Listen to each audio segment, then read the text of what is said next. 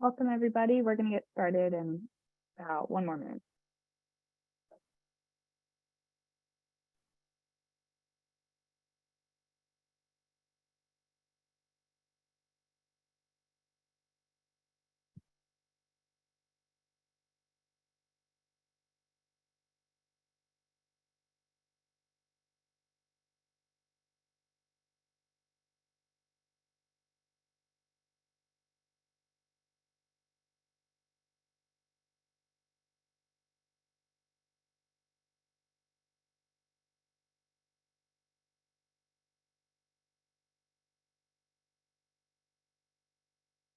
Let's go ahead and get started. Welcome, everybody, and thank you for attending.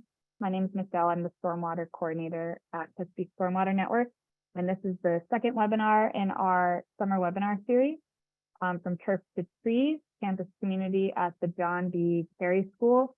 We're going to be hearing today from Neil Friedman from the Alliance for the Chesapeake Bay, which is a key partner on this project. Neil is based in Richmond, Virginia, and he will be presenting on the project that we're going to hear about today. So to go through a few ground rules for our webinar, the webinar will be recorded and will be posted up on the website along with the presentation. This is also going to be a semi-interactive webinar. We're going to be doing a couple poll questions here at the top, and Neil will also have a couple interactive components to his presentation. For the poll questions, super easy. They'll appear right on your screen, and then you can click right into the Zoom window and we'll get the poll answers tallied. And then for the interactive component of Neil's webinar, we will put the links in the chat as we get to them, and then you will click through the links and Neil will instruct you on the activities. Questions and comments are highly encouraged. You can feel free to use the chat for any comments or resources, things you think are relevant to the webinar. And if you have any questions, we're going to have a Q&A at the end, and you can use the Q&A feature, which is should be right next to the chat in your Zoom panel. And then, as always, we appreciate your feedback. We're going to put a survey link in the chat at the end of the presentation. It'll be very brief, shouldn't take more than 2 or 3 minutes, and we definitely appreciate that feedback. So with that, let's try out our polls. I'm going to put a question up, and you can go ahead and click on an answer.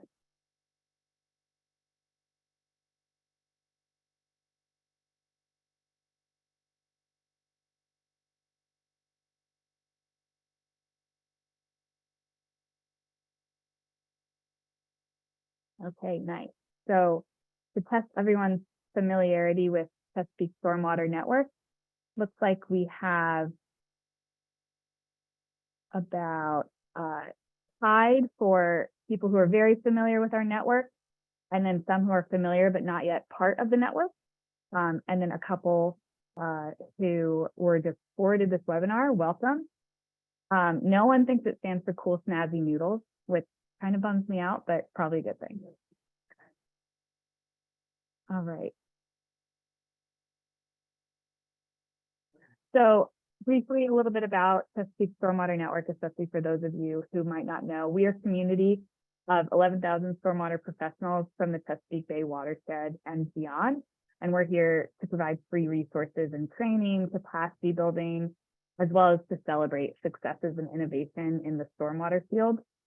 So what does it mean to join the network? Joining the network is free, and it basically subscribes you to our newsletter, the Stormwater Scoop, which also alerts you to our different programs and resources. If you're interested in signing up, you can do so on our website. And speaking of some upcoming programs that we have, HUST is coming up very soon. Registration will be opening very shortly. HUST is our Chesapeake Urban Stormwater Professionals program. It's a free training program that goes through several modules on watershed restoration, stormwater management, all the way through MS4 permits. It consists of both live and recorded webinars, so it allows participants to go at their own pace. And you can find all of this information out at our website, and registration, again, will be coming up very soon. And if you are subscribed to our Stormwater Scoop, you'll be getting that notification as soon as it's up. And finally, the other 2 webinars in our summer series are coming up in the next 2 weeks. So next week, we have the State of Public Sector Green Stormwater Infrastructure with Barbara Hopkins, and she will be going through her report. And then the following week, August 2nd, we'll have the Urban Soil Conundrum with Dr. Cary. So you can find out more information again on our website and sign up for those webinars, and they will also be recorded. So before we do this one, I have our last poll question. I'm going to put that one up on the screen. So the poll question is, how many trees can you see outside your window? And if you can't see outside your window, but you know, feel free to answer, or you can just put, you have no idea.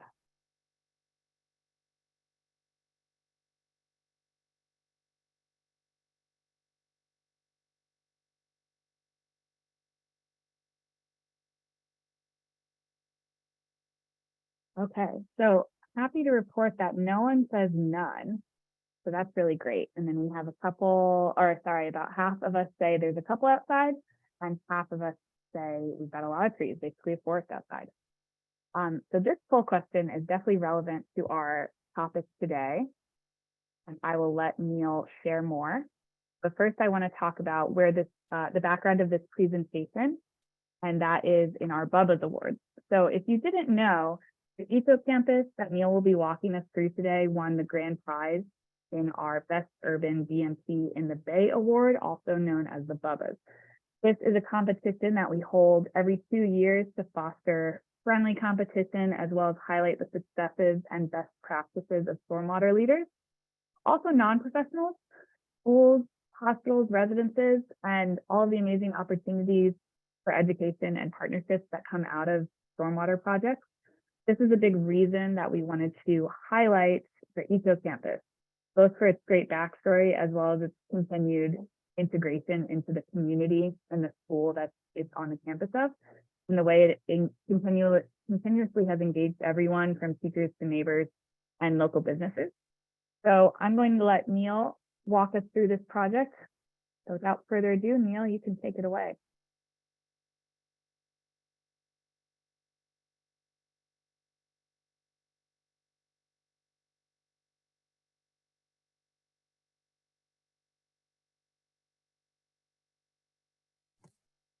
Can everybody hear me now and see my screen? Yes, good to go. Yes. Okay, just making sure. So hello, everybody. I am Neil Friedman with the Alliance for the Chesapeake Bay. I am a green project coordinator out of the Virginia on the green infrastructure program team. So I'm going to be talking about the Alliance's work at LHJ, Lois Harrison Jones Elementary. What we've been calling From Turf to Trees campus community at LHJ. And the school actually just changed names. So it was formerly John B. Cary in the time that we were evening. So if I slip up, just that's because the name changed just a couple of weeks ago, but I'm going to be calling everything by LHJ today. So what I'm going to do in this presentation is just give a project description of how the project came together, what it looks like. Then I'm going to go some more interactive activities with you all, so you can get a chance to see what the environmental training actually looked like. And then we're going to talk about maintenance and what we are doing at the site today. And then we'll have some time for questions too. But first, just some brief words about the Alliance. The Alliance for the Chesapeake Bay is a watershed-wide organization. We envision clean streams and rivers flowing through resilient landscapes cared for by the people who live, work, and play in the Chesapeake Bay watershed. So the Alliance has been going strong for 50 years now, and we have offices throughout the watershed in Annapolis, in Pennsylvania, in DC, and in Richmond. So we are watershed wide. And we typically work in 4 program areas: agriculture, forests, green infrastructure, and stewardship and engagement. I'm on the green infrastructure team, and the work at LHJ is under the green infrastructure program, but there's also a big stewardship and engagement component to it. So these program areas aren't, a lot of the work overlaps between program areas. So now to introduce y'all to Lois Harrison Jones Elementary. LHJ is a small school on the west end of Richmond. There's about 300 students, and out of 25,000 total students in the Richmond Public Schools system. And it is one of 25 elementary schools in RPS. So RPS is fairly big school system, mostly urban. And as you can see from this overhead view, and you're going to get more familiar with this bird's eye view as we go along today, the school LHJ has a pretty large campus, especially for an urban school in Richmond. So it is in an urban setting. It's surrounded by, on most sides, by a residential neighborhood. There is a park to the east, and there is a highway that kind of winds through to the north, and there's a highway ramp right across the street from our reforestation area. So some of the environmental issues that we'll talk about as we go along, but that just directly relate to the school, is that it's an urban school. So you have, in Richmond's an urban city, so the James River, which runs right through Richmond, gets a lot of runoff and stormwater pollution. It's an old city, so we have a lot of an aging sewer system and a lot of flooding related to the sewer system as well. And the reforestation area is corner of the school property. So it's just a piece of the eco campus, but it's about 15,000 square feet. So, and it's a pretty large space itself. So you can really see how big of a property the school has. And like I said, the James River runs right through the middle of Richmond. The LHJ is less than a mile to the river. So part of the perspective that the training that we are doing, we're really trying to get the students to think of where their watershed is. So you are really in the middle of the James River watershed right here. So now just some as to the key partners and background. Core project team is LHJ, of course. Michael J. Powell was the principal for a couple of years, and he had been encouraging his staff to use the campus as an outdoor classroom. His slogan actually that he came up with is "No Child Left Inside." So he had been gathering community partners all throughout his time to really use the campus and use it for projects. The Alliance for the Chesapeake Bay is the lead applicant and for grant funding, and we handle the maintenance as well. So Meredith Dash is the environmental educator who is here as well. And she developed the staff training that the Alliance did with the teachers at the school. And Manchester Gardening and Mary Petrus is the lead landscaper who came up with the landscape design and also still helps us out a lot on all of our maintenance and a lot of consultation and consulting and just advice in general. So it's interesting because Meredith and Mr. Powell met at an event a bit spontaneously, I believe. And as an environmental educator, Meredith's interest and Michael's interest really aligned from the start. And Mary in Manchester Gardening had done mostly private work at the time, but she was looking to do some more public landscaping work with her background. So everything kind of just, all the core teams' interest kind of came together. But there are a lot of other partners that have gone into and still go into the work at LHJ. So I can't even list them all here, but almost just a few that I'll mention are the Science Museum of Richmond have helped out with a lot of the urban heat island training, the Kiwanis Club, the Community Foundation of Greater Richmond is the main funder. Richmond Public Schools, of course, Richmond DPU, and then corporate sponsors and volunteers, and the Virginia Department of Forestry. So all these organizations have either donated their time or funding itself or technical advice or a combination of all three of those. So like I said, just a brief timeline.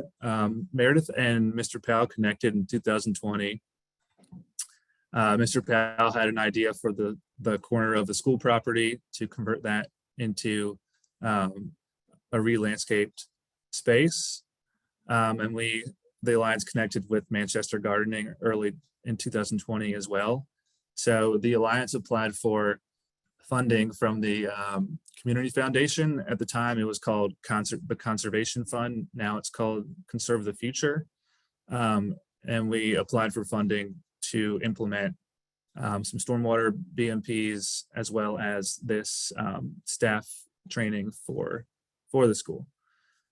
And then the pandemic hit and the schools were closed. So the entire plan had to be tailored to go virtual. So the training series, which is called Come Outside Cougars, everything was moved online, which is works out for me as I'm doing this online presentation. But construction started in 2021 and pretty much finished up the main construction projects.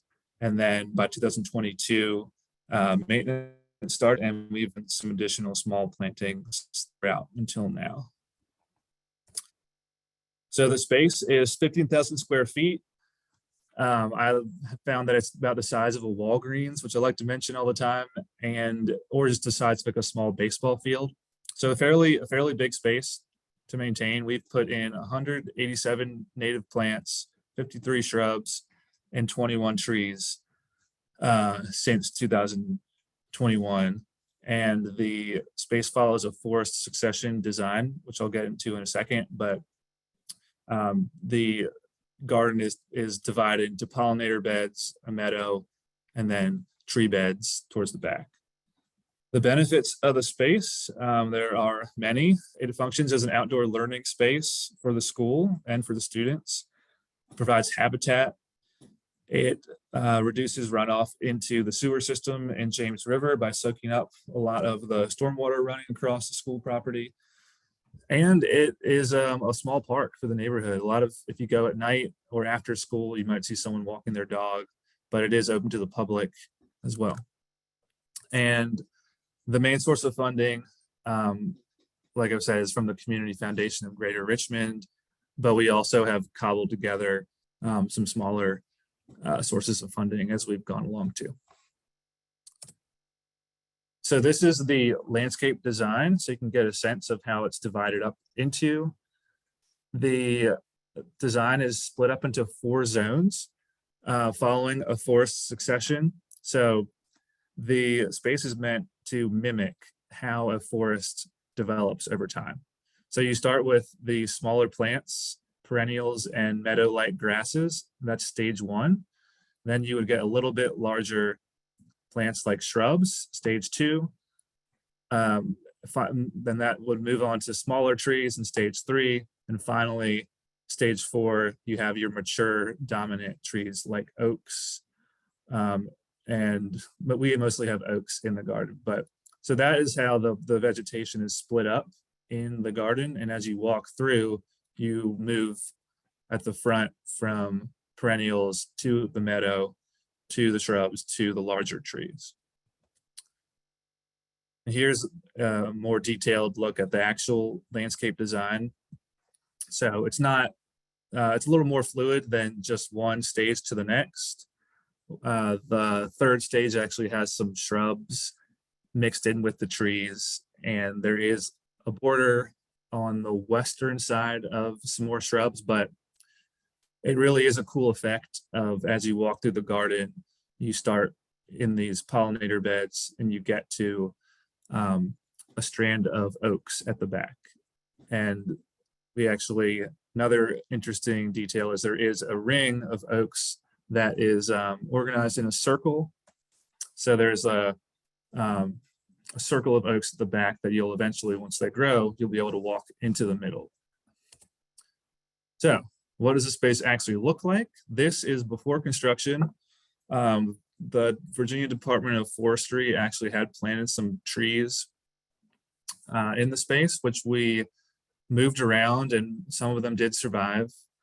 And this is pretty much the same view, looking from the front of the school, looking towards the back, and you can see how much vegetation that we've added. This is from about the front. So to the right of this view would be the pollinator beds and the meadows, and you can see how the vegetation increases in height to trees at the back. And here is a picture of construction. Mr. Powell is in the blue in the middle. Was a lot of volunteers out here because it takes a lot of volunteers to do a lot of this work. One thing that's of notice here is that in the back of this picture, we have a couple of beds that were solarized, because solarizing is a cheap method to basically kill off or refresh a bed. There's a lot of turf grass so solarizing was a cheap method to get rid of that turf grass and start over on the beds. And here is right after construction. You can see that the trails are constructed and built out, and they kind of wind through the perennial and pollinator beds, and we have wood chips down, and you're starting to see a little bit of growth at this point.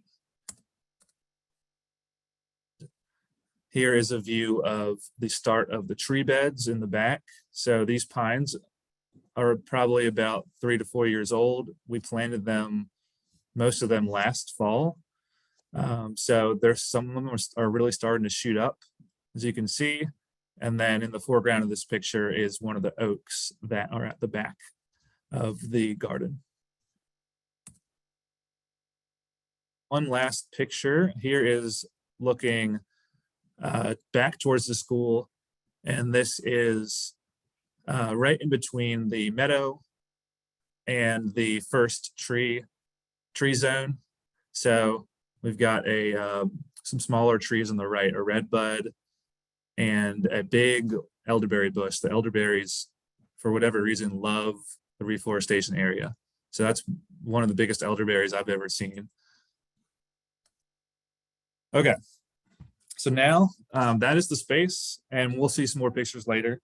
But now we're going to move on to some of the teacher trainings, staff trainings that were done that Meredith did. So you are going to get to experience what it's like to be part of this environmental education that was done. And I just want to point out how this graphic right here it's the purpose of the teacher training is environmental education, of course, but really every subject can use and does use the reforestation area. So the PE teacher at Cary likes to use the space. Even the library has used the space as well. So it's not just STEM sciences like biology and chemistry. There's with the urban heat island effect, you can connect to social studies. You can bring a poetry class out there or an English class to do. So it's an interdisciplinary space. Okay, so we're going to do 3 activities, and we're mostly going to use Jamboard. If you're not familiar with Jamboard, it's like a virtual whiteboard. So This is the first Jamboard activity. So what I want you guys to do is click on this link and it should send you to our first Jamboard activity. And you should be on 1 out of 3. So we're going to talk about heat on the school property right here. And if you move your mouse around, you can click on one of these triangles and you can move it around. And that's what we're going to be basically doing on all the activities.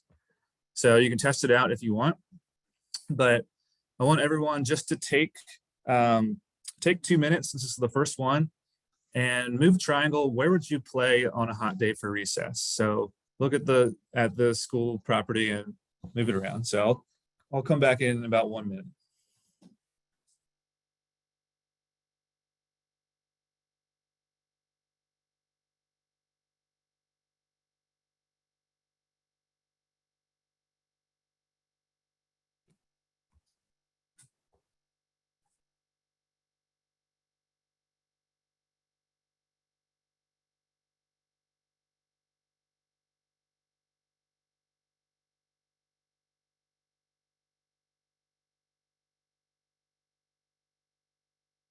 Oh yeah, you guys are smart. The links to the Jamboards are going to be in the chat. Michelle is putting them in the chat. So, but you guys already figured that out.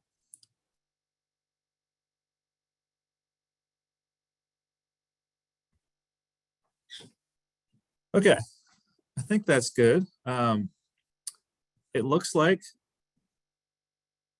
most people have moved the triangles around the school, maybe somewhere near a tree or where there looks like there could be some shade. I don't see many triangles on the blacktop or in the lawn or the fields. Obviously the parking lot, but yeah, not in the fields at all. So it's also important to remember that these activities are designed for elementary schoolers or for elementary school teachers. So a couple of questions that you can take away from this activity is, how are our community spaces, how are living spaces, how do they look, first of all? Why are some spaces hotter than the other? What can we do to cool them down? So questions about the built environment that could eventually lead to a discussion about the urban heat island effect.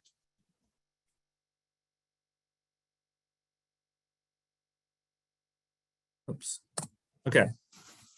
So now we're going to go on to activity number 2, and we're going to talk about surfaces on the school property. So if you could go again to the chat and click the last link that's been put in there, that's going to take you to this base map. And I just want everyone to let's take a minute here and read this base map. Ignore the black squiggles in the middle, but these are the different types of surfaces or the land cover at LHJ. So look this over, take a minute and just look at what type of services exists, which areas could be improved. And if you want, you can drop in the chat either anything you notice or you want to point out, or just what type of surfaces dominate. So let's do another minute and a half or 2 minutes for that.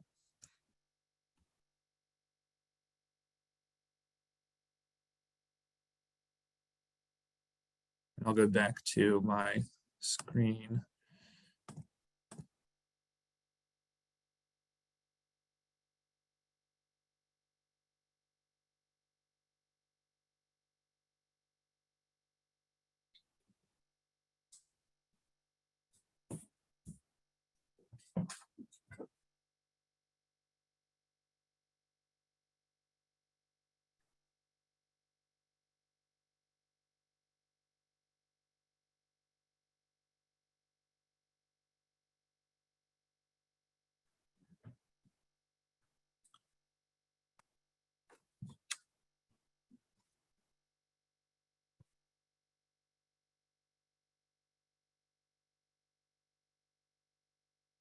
Michelle, do you know if the chat is disabled for all the participants? Someone is saying they're getting something that says that.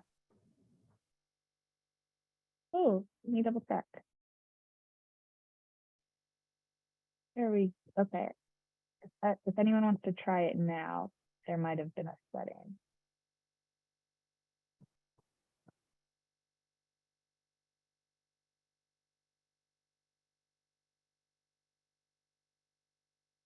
Okay, great. Thanks for pointing that out.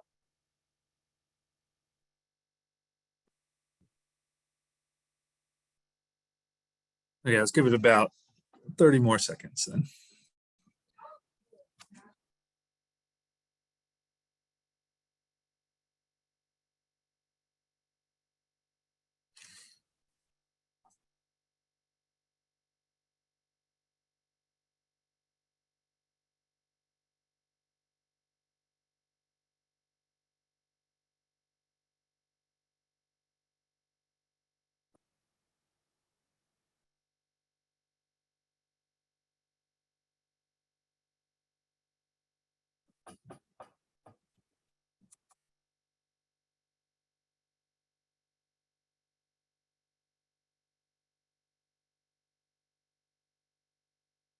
Okay, so yeah, I'm seeing a lot of good comments. Let's start with what we're seeing. Lots of blacktop, lots of lawn. Yeah, there's mostly lawn space, turf grass. And then the second biggest surface would probably be all the asphalt, concrete parking lot and roofs, which are all impermeable surfaces. And then as to what is lacking, yes, there's not a lot of shade, because there's not a lot of tree cover. And as to how it could be improved, we got some good ideas. Green roof is a good idea, as well as converting or planting trees around the playgrounds, as well as reforesting. That's a great idea, reforesting part of the campus, which is what the Alliance's project is. So you can see as you start looking at the actual surfaces, how that could lead you to questions about the role of trees, the role of different surfaces in when it rains, how that affects runoff and pollution. One other thing to note is that the topography of the property, the land actually slopes down from the baseball field on the other side of the reforestation area, slopes down towards the reforestation area. So when it rains, there is a lot of runoff that is directed pretty much right to the corner of the campus where the reforestation area is. So that area is soaking up a lot of water. It receives a lot of runoff. And one other thing that is on that map is the sewer system, the little blue lines. There is a storm drain right at the street, about right at the street of the reforestation area that does flood because it receives a lot more runoff than it can handle. So there is definitely a stormwater component being fulfilled by the reforestation area. Okay, and speaking of water, we're going to go on to the third activity. This is the last Jamboard. And so if you could go to click on the latest link, we're going to look at water flow on the school property. We're actually looking just at the reforestation area. So on the left, I have a picture of before planting, and we're looking away from the school at the street in front. And then on the right, we have a picture of the reforestation area. This is actually from yesterday. So after planting, pretty much the same view. So if you can think of when it rains and water falls, where would water go? Where would water be flowing on the left before planting? And then where would water flow on the right after planting. So drag an arrow to both. Take about a minute.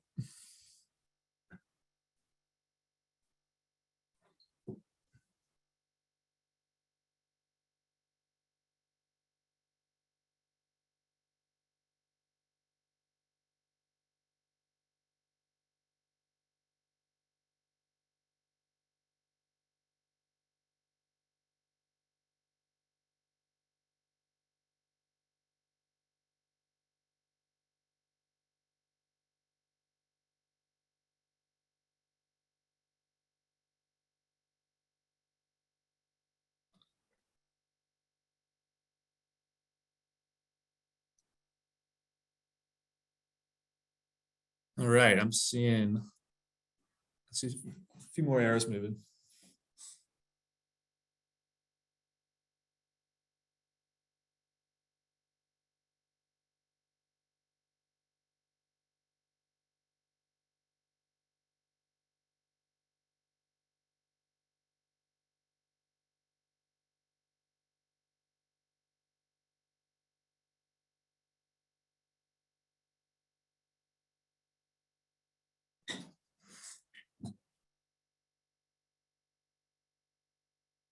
Okay, I think you guys got it. Before, I'm seeing some arrows pointing to the sidewalk, and I got one pointed right at the storm drain. Whoever put that there is either lucky or knows some inside knowledge. But and some arrows to the street on the left. So yeah, before all the vegetation was in there, water, and we have, if you went there when it rains, you would see water flowing down the sidewalk across the turf grass to the street. And now the vegetation in there does soak up a lot more water. It's not going to capture everything, of course, but it is soaking up a lot more water and runoff than what was there before. So this is an activity where you can start thinking of where does the water go? How do trees interact with water and rainfall? And then that gets you off to some watershed thinking of locating yourself within the watershed. Okay, so that is the last Jamboard. You guys are off the hook, and you guys did a great job. Thank you for participating. But that is what the teachers did. But I'm going to look at one more activity. I'm just going to show you guys this. So if you can see my screen now, this is a bird observation activity.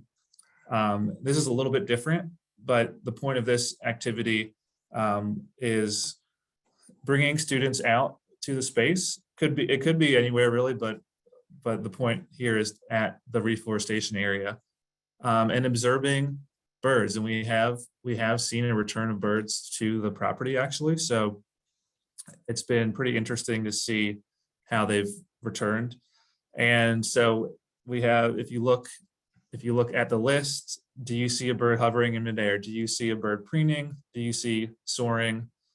And then you would check it off, and you could add a different behavior item too. And then after observing, there is a reflection part. And so what behaviors were the most common? What behaviors were least common? What do these behaviors tell us about birds in urban settings like Richmond? So a science class could do this, and the reflection would allow students to start thinking about how nature interacts with an urban setting. Okay. So these are some of the activities that teachers learned. And right here is a picture of a professor from William & Mary going over a similar activity that we just did. You can see the surface area map there's a teacher that's also looking on. I believe these are third graders or something, but so these activities are what was done in the staff trainings with Meredith. And then eventually, once schools were open, we did get teachers out into the space to be out in the space itself and come up with some trainings or some lessons themselves. So these are teachers using the space. It looks pretty cold, so maybe in the fall. And just one more thing about, if we really want to see the forest succeed, most of us, unless there's some medical breakthroughs in our time, are not going to be around to see a fully mature oak tree, at least the ones that we planted. So it's a slow process. Urban forests take time. And another thing that takes time is the maintenance of the space. So I'm just going to talk about maintenance for a few minutes to close out, because that's what we're primarily doing nowadays. That is also a big part of my job description. I handle and coordinate a lot of the maintenance. The Alliance has a maintenance agreement with RPS to basically handle all of the maintenance in the reforestation area. We have a couple service contracts mainly with the irrigation company, because there is a sprinkler system underneath, which allows us to water when it's dry. We haven't needed it much this year so far, but yeah, the maintenance is handled by the Alliance, and we are in the going into the third year since construction. What maintenance actually looks like is we put on volunteer maintenance events. So we get volunteers either from the public or from corporate groups to come out and do basic landscaping. We are mowing, we're mulching, we are weeding, we're planting and replacing plants, and we're pruning. Basic landscaping, nothing too complicated. From about March to October in the warm months. Ideally, we are out there twice a month, but it really depends on our schedules. We're a small staff. There's only about 3 that are really working on it, including me. So with by relying on volunteers, we get a wide range of people out there with a wide range of skills and abilities. Some people are master gardeners, and some people have never planted a tree or never dug a hole before, really. So you have to be able to kind of cater to all these different types of people. But it makes it interesting by not necessarily knowing what you're going to get. So one thing that is really, one organization that is really beneficial to us is hands-on. Basically it's a online volunteer platform. It's put on by the Community Foundation again, and hands-on is where, if you're looking to volunteer in Richmond, you can go to the hands-on website and find almost all the volunteer events in the same place. So whenever we schedule a volunteer event, I post it on the hands-on, and then that people sign up on the hands-on platform. So that makes the recruitment for public volunteers really easy. It takes a lot of the work into recruiting volunteers away. And it puts it all in one place. So hands-on is a pretty interesting platform that we use. And this is a typical maintenance crew. Usually we're working, it depends, but like 8 to 10 people would be an ideal crew. Any more than 10, it starts to get, that's a lot to be out at one time. Right here, I think our volunteers from Capital One, what has helped us this year especially is we have started to get a lot of corporate volunteers, sometimes through hands-on too, but they can be a little more, you'll get a crew of about 5 people from the same company. So it's not only people from the public, it could be a corporate group. But right here, we are mulching the front pollinator bed, and it's looking pretty good. So we try to have fun out there. So just to look at what we've done so far in 2023, we've had 7 events since March this year, and we're about halfway through the maintenance season. So we'll probably get close to doubling that, maybe. We've had 40 individual volunteers come out so far, and our events are typically in the morning from about 8:30 to 10:30, maybe a little later, depending on the season and weather. So we've had 120 total volunteer hours so far this season, which is a good amount of work out there. Especially in the summer when it gets hot in Richmond after about 10, it's really hot out there. And there's only one professional landscaper, which is Mary, usually out there. Another key partner that I haven't mentioned yet is the Richmond Tool Bank. The Tool Bank is basically an organization that provides tool rentals to nonprofits and community groups. So we don't own a lot of the tools that we're using out there. We have a small collection of basic stuff like shovels, loppers, and hand tools, but we don't have a mower. The Alliance doesn't own a mower. So when we need bigger equipment like a mower or weed whacker, we rent them from the tool bank at a very decreased price. So that allows us to save a lot of money overall. I think there are some pros and cons to using them, but we're definitely saving money on the maintenance of owning equipment like a mower. So they're a big help to us. And we also, if we do have a bigger event, we sometimes will rent a truck because the Alliance doesn't, at least in Richmond, doesn't have a truck as well. So here's another view of a typical maintenance day. You can see we've got people mowing and we have people weeding, mulching. The mowing can be tough, especially in the summer. So that's been a challenge so far. And in the 2 to 3 hours that our events usually last, it's helpful to like get people doing a couple different things maybe at a time, 2 people mowing, a couple people weeding, that kind of task balance.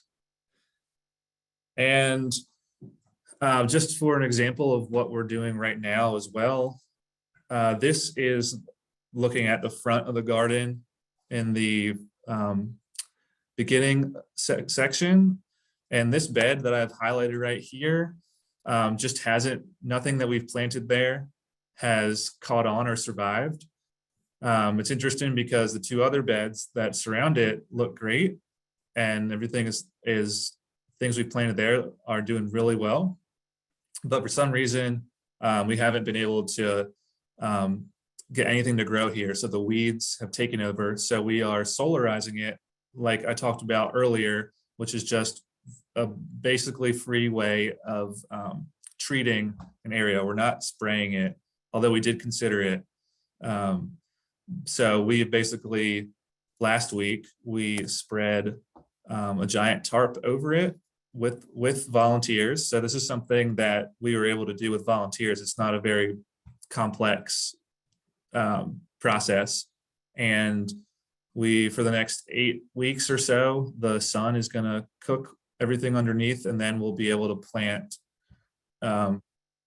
restart in that bed in the late fall.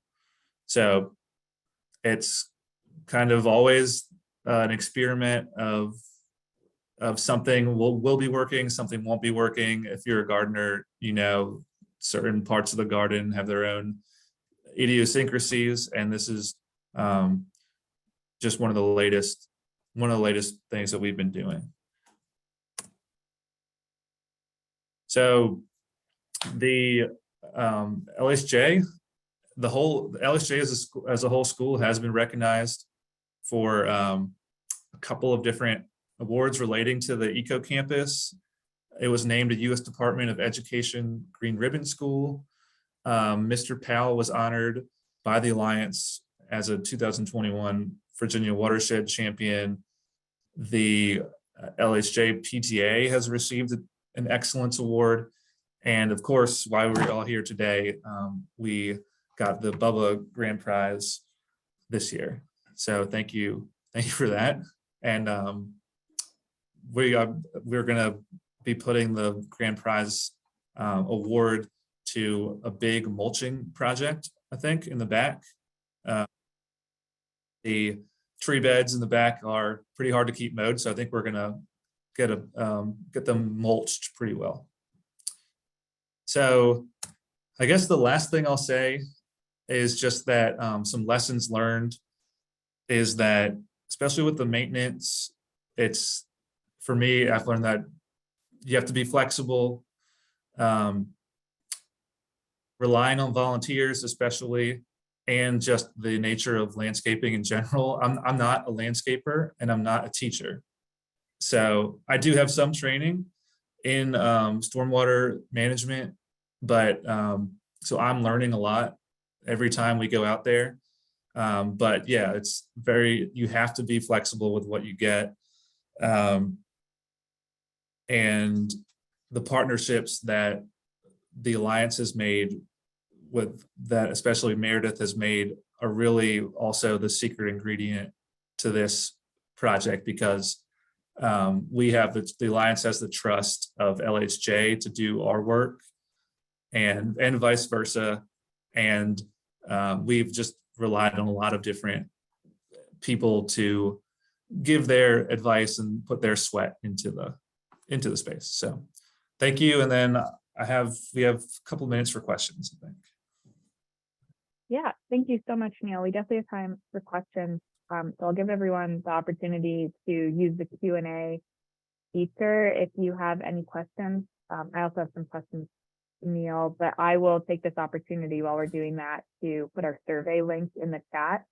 So for anyone who might need to hop off before we finish the Q&A, you can save the survey link. Again, it shouldn't take very long to complete, and we definitely appreciate you taking the time to fill out the survey.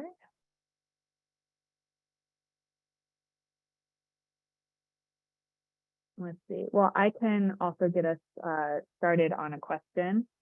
So for a project like this, and for many projects, especially community projects, they're going to take multiple years generally to go from idea to actual implementation. So what are some ways that you saw with this project or community projects in general that they can maintain their momentum and their wider interest when they're taking multiple years to actually implement? Do you have thoughts, Neil, or would you like me to tackle? I think you can, since you were there when especially in the middle with the pandemic, you can speak to that. Yeah, I will speak to that. So I'm Meredith Dash. Very nice to meet everyone. I see a couple of our partners on here. I think one of the issues that comes up a lot with schools is turnover. And so really having those champions stay on board is really important. So it's about relationship building, and you can't, like, again, we don't work in a silo. I never work alone. So I am constantly trying to build those relationships so that if one person does leave, there's a bunch of partners lined up that are still there that can keep the magic going. And so I think we have that at that school. There are, we've been there. They're recognizing me and what I do and what I can bring. I've spent a lot of time building up a relationship with the Richmond Public Schools facilities director. And when, that is the person that's in charge of the inside and the outside of buildings in RPS. And so with that trusting relationship, they know if I'm going to go forward with a project, I'm not going to just like plant a tree and say goodbye. So they know that I'm going to stick around and really try and engage the students and teachers over time. I think it's also a lot of like, hey, I'm still here. Do you guys want me to come in and speak about this? Hey, I'm still here. Would you like me to, connect you with this resource? I think it's just making yourself available and really showing the schools that you're there to support. Yes, and we have Nick Larish on here. I'm so excited to have you here, Nick. Thank you for joining. You may certainly unmute and speak. Yeah. I think, unfortunately, with participants, they don't have the speaking ability. Although, Nick, if you would like to speak, feel free to let me know in the chat because I can make you a co-host if you'd like to speak on the subject at all. We do have a question in the Q&A I'll bring up as well from Beth. This is a good question. Why doesn't the school district also mow the reforestation areas since they have to mow other areas of the campus anyhow? I think that's something that they, it's a little tricky because there's a lot planted there, and the mowers that the school district have, they're bringing out the big driving mowers. So a lot of times at schools, and you see them at a lot of nonprofit projects that I've talked with people from, that the either parks or school landscapers will mow right over young trees. So first we wanted them to stay out, so that wouldn't happen. But yeah, that's basically the issue, on whether that the school landscapers will run over a lot of the vegetation in there. But having those powerful mowers would also at the same time would be helpful. Yeah, is there any type of plan to create capacity building in the school facilities and the people who are doing that maintaining to eventually take over the maintenance of the area? Yes, the plan really was from the beginning only to really maintain for about 4 or 5 years kind of as we trail off. I would love to be able to train them, but again, there are specifics that we need done in that campus that I don't know if like the regular custodian staff would have the ability to do at this point, or have the capacity to do. And so that's why we've embedded ourselves in that.